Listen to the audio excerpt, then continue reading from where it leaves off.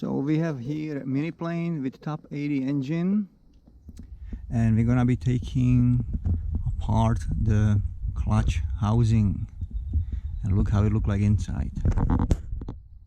So this is the wet redrive system, and oil part is in this part here, the wet part, and where the clutch is situated right here, that's the dry part. So we don't have to worry about oil spilling out.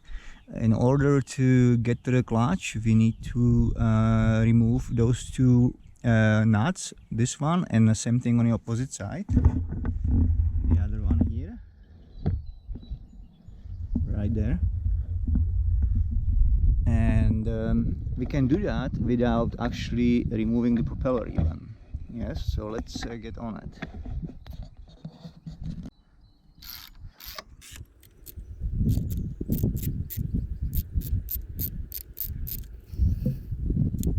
So the nuts are removed on both sides from the bolts, and now we can freely pull the housing belt off of the paramotor, and there is the clutch that is being exposed.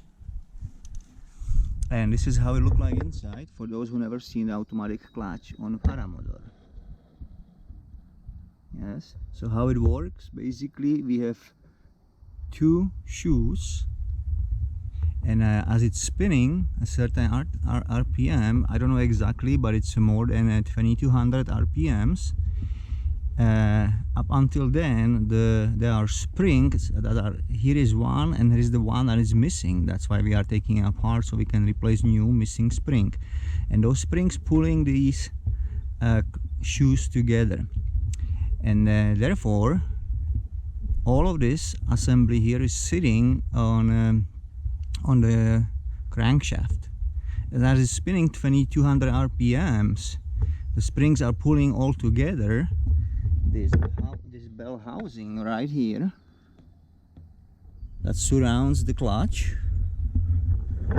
have a little gap between the shoes and the housing bell, and once we increase the RPMs, the centrifugal force will start pulling on these shoes apart and lowering the springs up, and it's gonna start smearing or basically biting onto this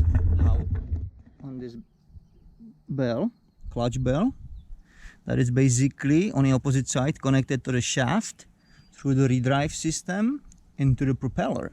So if I spin the propeller, you can see this is connected and it's moving.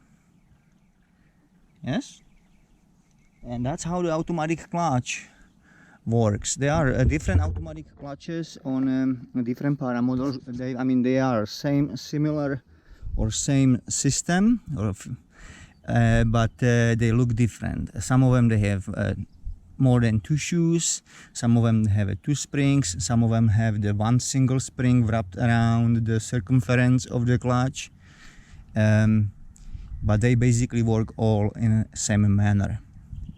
So the next thing we're gonna be doing, as we're gonna be replacing this clutch, we need to remove this nut here.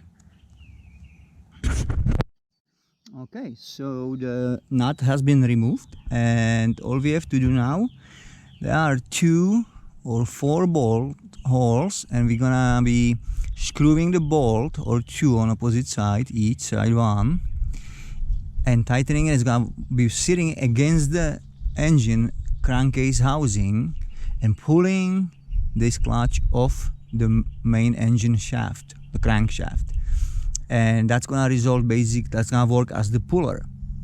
Preferably you want to have 2 bolts on each side and hit the bottom, and then just a little bit and a little bit tighten, and it's going to pop off of the conical shaft. That shaft hits conical here. I have unfortunately only 1 bolt. It's a 10 millimeter bolt, and I couldn't find more than 1 in my shop, the metric, so hopefully I can remove it with 1 single bolt.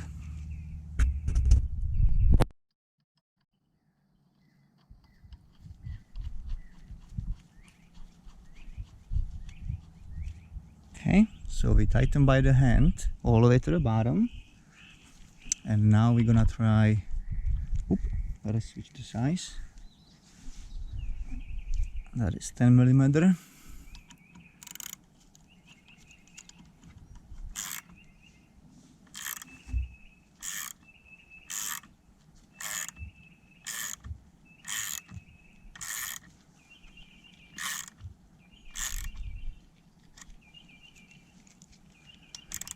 Okay, it's not working with one, so I'm gonna have to go the opposite direction. I mean, to the opposite hole now.